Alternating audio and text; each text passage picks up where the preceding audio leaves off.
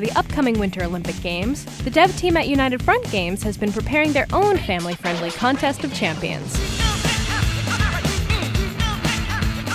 With their debut game, Mod Nation Racers, they're hoping that by focusing on the fun of kart racing and easy but deep customization, they just might win some glory for themselves. We're here with Dan Soshin, who's a producer here at United Front Games, and you guys are, of course, working on Mod Nation Racers. Would you say you took a cue from Little Big Planet, or are you going in a different direction?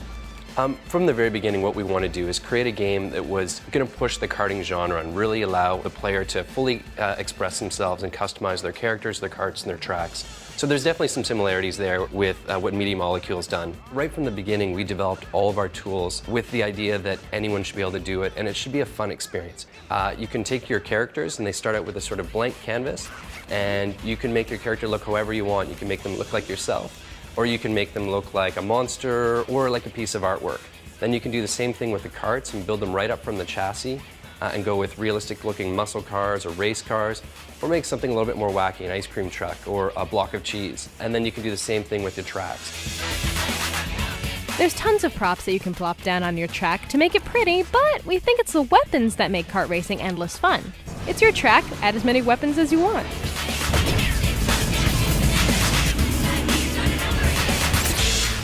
Once you've built your character, your kart, your track, you can upload it for free on the PlayStation Network.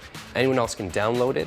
And a new twist that we put in is anyone can also then go in and they can remix your track, your characters, your karts, and republish them. And you'll always get credit as the original creator, but then I would get credit as having remixed it. So you see that often in music as well. Is it predominantly a multiplayer game, something that you can play with your friends, or is there also a single-player mode? There's both. There's 12-player online, as well as there'll be some multiplayer split screen that we're going to be talking a little bit more in the months to come. And we've got a fantastic single-player mode that we've had professional Hollywood writers create a really great story that helps progress the gameplay as well as a few laughs along the way.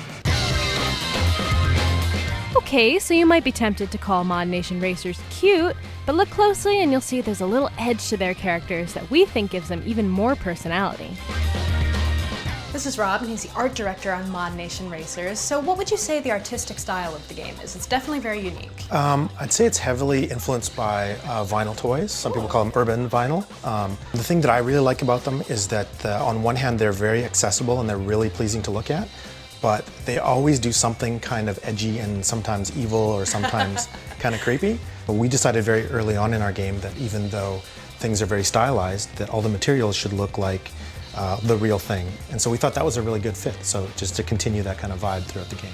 Well, I heard a little rumor that you guys made a character based on me. I was just wondering how long it takes to start from scratch and build something like that. Well, it's actually quite quick. It takes up to about like 10 minutes to half an hour to build, a really good likeness. But like I said before, you can take as little as 5 minutes, or like me, I spend hours just polishing and polishing until I get it just perfect. So it's we try and get you there as fast as possible. Can we see how it works? Sure, let's give it a go. So we'll start from scratch here, changing the skin color to whatever you want, or you can go back and like choose some patterns. Monkey suit. Monkey suit. Any of these, you're free to say go in and change the colors on these. Everyone has a bunch of channels. So we like to give you as much control as possible. Again, you don't always have to use it, but it's there if you want to. Now let's get some facial features on this guy. We just can move everything around, scale it. I love how they're animated already, so you really start getting a sense of what the little character is going to look like before you're even finished. Yeah, that's a good point. We were just really trying to get as much personality in these guys as possible. With all the options, you're sure to come up with a unique character to impress your friends. You'll probably spend more time than you think trying on different looks for your characters. The dev team has added tons of options and surprisingly robust tools for tweaking your little mod racer.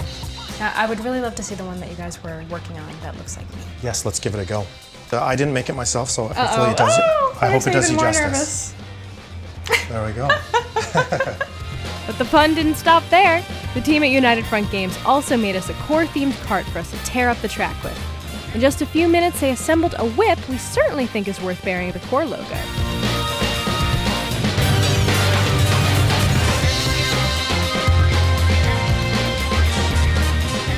So now that you've seen Mod Nation Racers, you probably can't wait to dive right in and make your own insane racetrack masterpiece. But even though the game looks polished now, remember it's still early, so you'll just have to hang in there until 2010. In the meantime, be sure to check out our step-by-step walkthrough of just how easy it's going to be to make something awesome quickly, and share it with your buddies on the PlayStation Network.